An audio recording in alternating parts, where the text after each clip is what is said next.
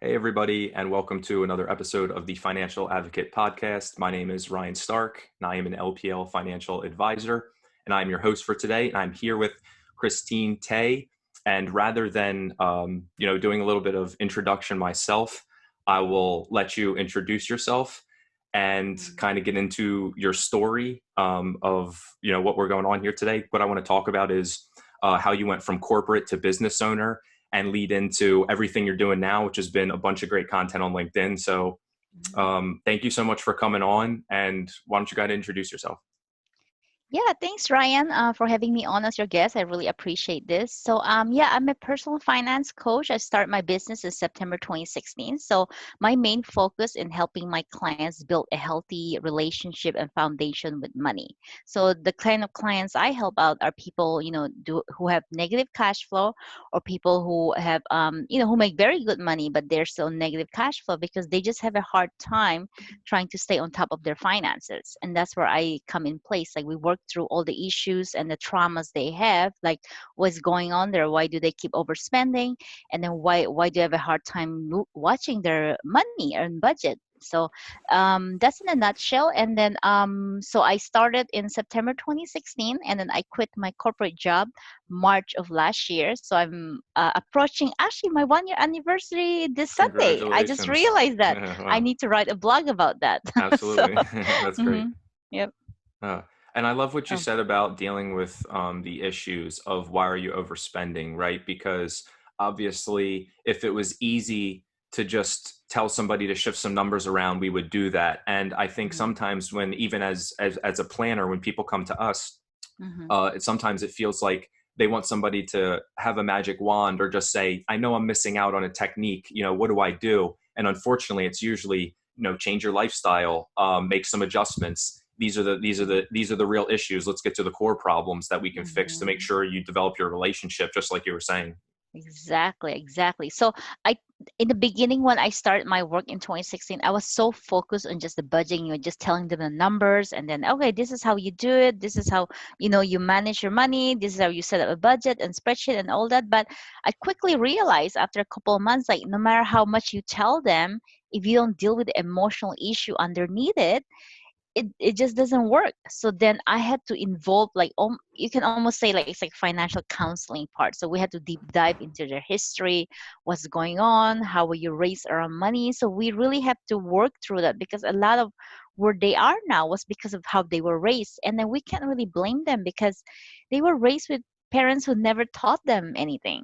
Right. Like they might have parents who's always in debt, who's always fighting about money, who just it's just not their fault. Because if you look at our education system, there's no financial literacy here. And then I Absolutely. have a connection on LinkedIn. He's actually a university president. I don't know if you know him, Joe. I forgot his last name now, Salucio. And then so he was saying, I was messaging him. I said, or I tagged him, like, can the university, or can we expect this in the school system? And he said, sadly, you can't really expect the education system in the United States to actually teach that. But I'm proud that there were I was called to do a workshop here around Silicon Valley, like, for high school graduates. It was summertime, so they were offering to people who were interested. Actually, maybe it was mandatory. So high school graduates that life skills. So like it was Yeah. like a 8 week course or something, a couple of weeks. And so they bring in several people to come about talk about health, about life, and I went there to talk about money. So I think they are trying now because they see the importance of having these life skills taught these high school graduates before they even go to college. So I think it's just optional among different school depending on what their initiative is. Right. Yeah. And a big thing I think of what I believe too is financial literacy. Absolutely, and agree with you 100%. Where it's not pushing the school system like it should be, and then we spend all this time trying to teach people about health and how to deal with stress. But usually, I realize a lot of stress comes from money, and when people don't understand how to make it work or how to strengthen the relationship with it, they end up Mhm. like working out and going to the gym and relieving stress, but never really actually solving a problem. So I realized that exactly like you're saying, when you dig into those problems and you start bringing them to light and helping people learn, how to handle money and how to think about money, you notice a big change in their finances. Yep. Exactly, exactly. Part of it is like I have couples come to me, like for example yesterday, like one couple, like the one partner is like she's really into the money. The partner is he doesn't want to think about money. So it's like that's part of the fun. You have to try to figure out what's going on between them. So it's a Hmm. little challenging for couples as well, like trying to figure out. But then the worst part is that when both couples like they just don't care about money, so that's the part, that's the hard part. So at least one person have to want to actually be the Yes. CFO of the house. Yes, that's a great way to put it. That's a great Yep. way, and I love it because CFO, yeah. because whenever I'm talking to somebody, I'm like I'm always like, okay, who's good with money? Like who naturally Yeah. like favors to it, and usually there's always somebody, or Yep. they're the ones Yep. speaking up more in the meeting or something like that. So Exactly. that's Yep. funny. Yeah, it's interesting that two people who don't understand money end up finding you, and I guess that must be one of the most difficult things because the last thing you probably talk about is money. You're probably getting through some of that financial or probably some of that relationship stuff, and you're turning into a Hmm. counselor, and then you're Yep. switching over like, okay, now let's get to the budgeting. Now that we solved some of the issues. Yep, yep. No, I'm very happy like when they come to me, because like it's quite sad, like because I'm also a tax professional, and then there are actually forms you have to fill up, like injured spouse or innocent spouse relief, right? People who Hmm. are married, they just don't know the debt of their partner.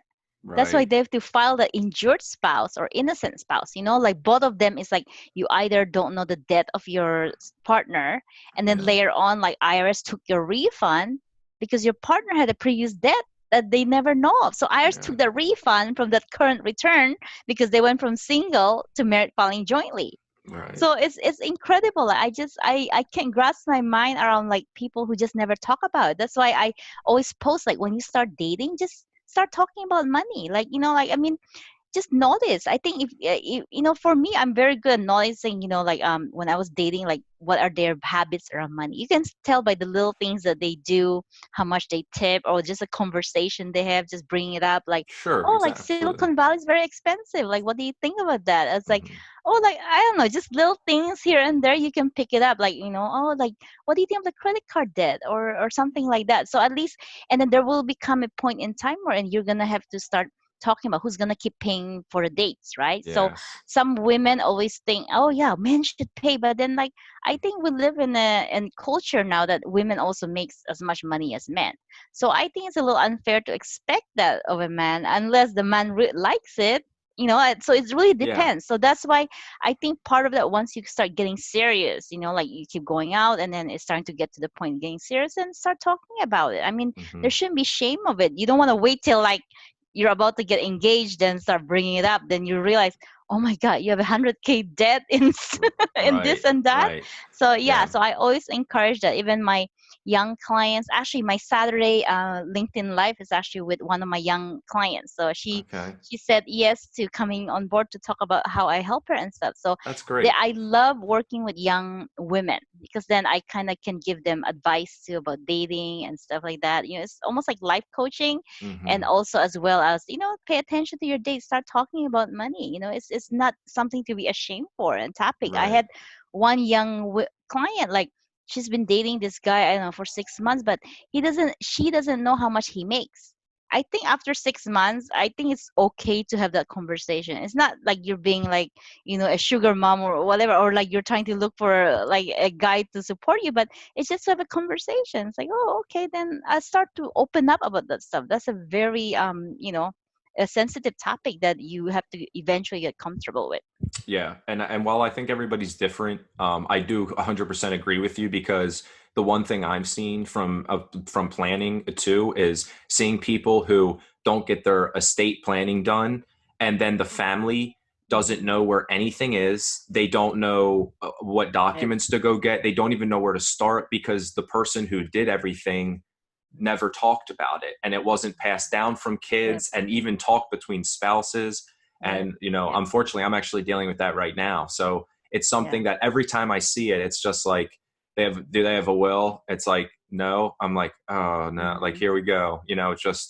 It's just those little things that I think that money talk does need to happen sooner rather than later, because you think about it when you're I think this is a good time to think about it too, is if you're having personal conversations about past history and family issues, it's like, why not bring that up at the same time? If you're already in that realm of that level of communication, I don't think money should be pushed to the side. I think that's just as important. And I don't know if you agree with that, but maybe Exactly. No, that's, I totally agree. And then I'm so proud of I actually had two couple clients. Actually, one of them, the review I posted on LinkedIn was actually from a couple clients. So they came to me when are they engaged? Oh no, they're not engaged yet, but they're already living together.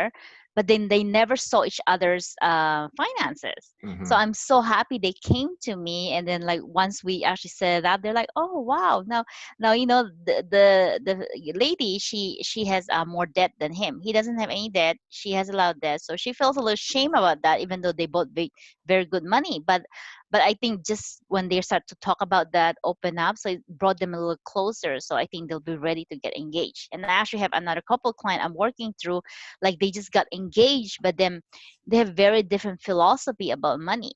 So we need to work that out, because like he thinks, oh yeah, we're engaged, it should be like my debt is your debt, and then so it's like you're responsible. And then she felt it was a little unfair because she has no debt, like why are you bringing this on me? So I have to work through that, because then I think it's a little bit too high of an expectation to expect the woman, like you're engaged and then you're still working through things. You cannot put that on her to say, okay, your debt is her debt. So there's Right. individual that we have to work on, then we can work together as a partner. So yeah, i Yes. think i think they're both happy. Well, we're still working through that, but they're both happy now with the arrangement we have. But once trust builds up, then they can kind of slowly combine that together into like, hey, we are ready to get married. That's great. Because I know, especially even me personally, I got married later. And I think in my head, I always thought, or I guess later, according to my wife, if you would ask her, I could have done Yeah. it sooner. I'm sure she'd say. And I always feel like I had to be at a certain place. And I wasn't in debt or anywhere crazy. I guess I just felt like I had to make a certain amount of money, or I had to be a certain level of comfortable. And I Yeah. think after talking through it with you, you can be that objective view for couples where Mhm. people can feel comfortable, like, okay, I don't need to necessarily solve the problem as long as we're working on it together. Exactly. And then at least you guys are very comfortable. And then, at least you guys have to be on the same page already. And then, oh, yeah, maybe one person doesn't want to combine their finances. And then, like, Mhm. is a person okay with that? Then, if you're okay with that, then that's great. But it still surprised me. Like, I still constantly have married couples to come to me, like, they just never talk about their finances. And I ask Mhm. them, so did you do a, what's that? When you sign a contract, A before you prenuptial get married, agreement. yeah, did you have Yeah. a prenup? And then they say Yeah. no. I said, okay, do you do your taxes together? It's like, yeah, married filing jointly. I said, okay, then you guys are one Yeah. one Right. pot. Right. Right. If you're in California, you're in one pot. So Right. it doesn't matter if you separate out. You have to work together. End of the day, I mean, if you get divorced, it's gonna be split Yeah. half half. So Yeah. Yeah. you need to talk about it. So it's Yeah. it's it's just really Especially in surprising. California, you really need to talk about it. Yeah. Yeah, you're not Yeah. gonna get away with that. Like That's right. Yeah. her debt is That's your debt. true. Yeah, the advice for today is, if you're in a community property state, you have to have the conversation within 6 months of your relationship. That should be that should be a good goal. Okay. Yeah, we should do a Yeah, post about that. If you're in California or yeah, any. yeah, yeah, exactly. Yep.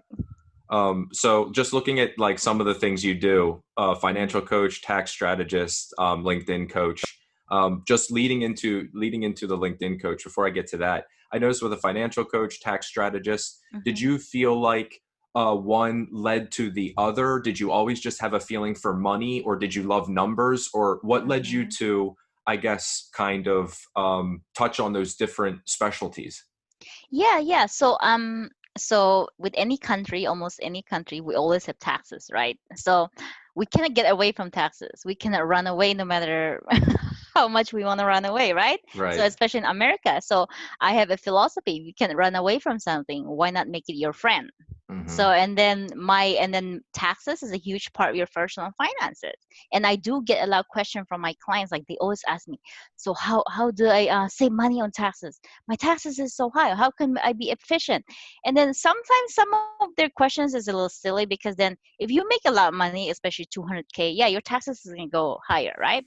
So I always try to shift their mindset from, like, looking at the glass half empty to the glass half full. You're making a lot of money. If you're in the 200K range, you're going to get a lot more benefits. higher 401k matches. So look at the bright side, the positive side. Like, yes, your tax is gonna go higher, but if you divide that, all the total stuff you're getting, and then do the division, what is the percentage? Look at the percentage, not the dollar amount. So Right. when I tell them that, I think usually they shifted their perspective, and then I tell them, yeah, you being an employee, you're getting a lot more. So would you rather make less and then pay less tax? Or Right. would you rather make a lot more? Right. Yes, your tax is gonna be high, but look at your net pay. Like, Right. how's your net pay growing?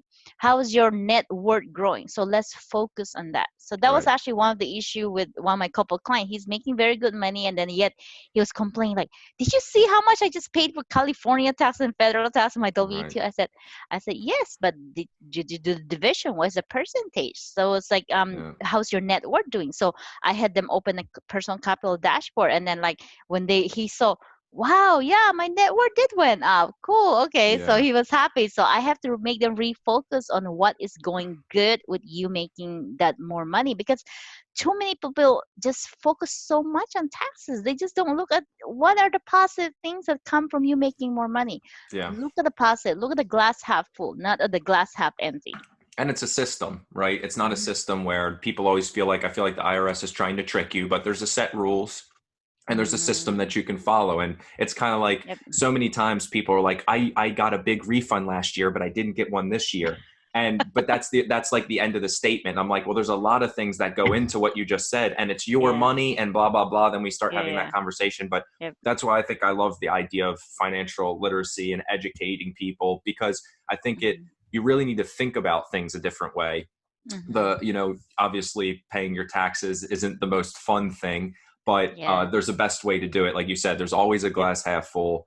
And I Exactly. think that's the best way to look at it. Yep. Yeah, and then to add to that, like, yeah, the reason I got into it was because first of all, my clients always ask me a lot of questions. Second, it's just part of your finances. You can't get away from your paycheck. There's always taxes there. You can't run away if you're in the US. So yeah, might as well learn about it. And then yeah, it just came naturally. And then when I do my coaching, like part of the intake onboarding is actually I review their tax return. So I always ask for their 2018, 2019, and then I want to make sure they understand their tax return. They can read the summary. You don't have to know the details, but I want you to be able to read at your 1040 first 2 pages and understand it. Why is it like that? Why is that the standard deduction like that? Why is it lower than that? And I want you to be able to connect that to your paycheck and your W-2 and your withholding, how your withholding can affect that. So I need them to understand all of that. And then so I wanted, of course, I'm like, if I'm gonna learn tax, I might will be a tax professional, and then Right. do tax preparation. Although I think tax preparation isn't really as beneficial because you're only doing pluses and minuses. Tax planning is the more beneficial because you can still make the changes. Then they can come to me for tax preparation, and then we kind of already did the changes. We're already being efficient as much as possible, right? So Right. I said, okay, I must as well go for the highest designation given by the IRS, which is the enrolled agent. So I studied hard last year. Like when I quit my job, like I part of being an entrepreneur, I focus on social media, my marketing, and also getting my enrolled agent designation. So it took me about 6 months because I wasn't I was taking my time. So I think if you're really focused, you can probably finish one test per month because there's 3 tests you have to pass for the enrolled agent. So Okay. it took me 2 months each. Okay. Yeah, I was wondering about that because I saw that, and I know that's a high designation. Mhm. And what is the difference in terms of having an enrolled agent, I guess, versus like an H&R Block or somebody that may just have a certification, something like that? Yeah, very good question. So it's a little sad that um there's only few states in United States that require you to be certified to charge people for money. Okay, there's very few states. I don't remember all the states, but California is Right. one of the states wherein they actually require you to be certified. Okay, so the minimum in California for you to charge money, you have to be a certified registered tax preparer, CRTP. So the minimum is like 60-hour class that you can take anywhere online, whatever. I took mine in H&R Block because I prefer to be in person and I love it. So that was my first step. And then my first year I worked with someone virtually, and then after that I volunteered for VITA, which is the low income tax preparation program by the IRS. And then so this year I decided to go for the, I want to be higher in my designation, so I went for the IRS thing. That's Yeah. great. Mm-hmm. That's Yeah. great. Was that hard? You have to study every day. So I think Yeah, yeah, yeah. it depends on your. I mean, you have the CFP, right? Or No, I actually am okay. have to take it again, but Oh, okay. it's a I mean, I understand the fact of studying every Okay. day and understanding how Okay. to take seriously of the test. Even when I was Okay. taking the 7, like you can Okay. pass it in probably 2 or 3 months, but it's the Okay. same thing. Like you got to Yeah. focus and study every day. Yeah, I was gonna say if you pass the CFP, then EA will be easy for you Okay. because I know people who have done EA and CFP. They both have the designation. So Yeah. EA is maybe, I don't know, one quarter of a CFP, because CFP you're there the whole day, right? I don't know, couple Right, right, hours. right. Yeah, So it's a EA at 6-hour least, test, 3-hour yeah, and then blocks. Yeah. and it's everything. Right. like Right, right, like right. from the retirement, investment, whatever. So at least Right. till EA it's easier because then you can schedule one test, one date for the three different types, because there's the enroll agent part one, which is the individual, part two is the business, part three is the ethics. So you can do three different dates for those three tests. By CFPs combine everything, so in that sense it's a slightly easier because then you can only focus on like one area at a time. Gotcha. One topic. Yeah. Yeah. I think that definitely does help.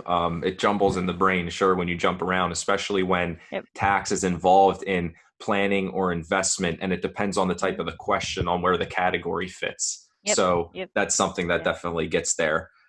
Jumping over, uh, real quick, just wanted to mention that you're also a LinkedIn coach. So you've been growing really well. I've watched you since I got started and always thought you had great content. I love your videos. I feel like they're personal and you say things about like how your spirituality is important to you. I feel like there's a lot of like authenticity that comes through. So I just wanted you to mention the two things that, or at least the one thing about what you think is important, I guess, about growing on LinkedIn, Mhm. and then also wanted to mention your budget course that I think everybody could benefit from, because that's like the core foundation of getting started, of getting control of your finances. Yeah, yeah. So with LinkedIn, the most important thing, like with any social media, right? It's about engagement and building that network. So I think that's the basic foundation. How you go about it is just different for each platform. And that's what I teach my client. But the very basic is really about engagement. And then like I do a lot more things. That's why I grew really fast, but because I do a lot of things in the back end. That's why I only post once a day, because I know some people post twice a day. I'm like, I don't know how much time they have, like just Yeah, commenting and stuff. right, So right, yeah, right, once a day, so then at least I can respond to comments the rest of the day, and then the rest of the time I do other things, because then you don't build relationship just through comments. You build relationship in other ways, like us, like through the DMs, messaging. So it's you have to do other things. You can't just be spent on posting, but that is a big part of your strategy. You have to show up, post. You have to show like, what are your thoughts, what value can you provide. So it's all about like giving value to your audience. And and then so you can't think about selling. I know some people always post there, oh yeah, call me, DM me, or whatever. right, It's like right, right, you right, can't keep focusing on that, because if right, people like you, they just come to your profile and then they want to talk to you. Yeah. right. Agree Mhm. so much. Um, Now, I wanted to mention or have you talk about a little bit about your budget course. Mhm. Now, it's something that we'll talk about, I guess, a little bit, especially when our meetings with people, and something we offer, like, do you want to budget? And it sounds like it's something that's a foundation of what you do when you're bringing people through your process. Yes. So why don't you kind of explain your budget course and I guess why that's so important to you? Yeah, yeah. So everybody who signs onto my program, they have to budget, because like that's a very basic foundation, because it's not just about that. It's just that it's just everything revolves around that. Your awareness, like how do you become aware? You budget and then you track your expenses. So then and then again, like how do you know like what your net worth is? So I know there's a tool for that, but then like I want my client to actually put that in a spreadsheet so they can see everything in summarized view. Like if a client have a student loans, so I make them go through all their statement. You know how student loans, there's like breakdown like, Oh yeah. what, like 5 or 10, even Yeah. for like, Yeah. Yeah. yeah, because there's just so many little things. So Yeah. I need them to break that down. What is your minimum payment? What is your interest rate? And I Right. make my client track like every month.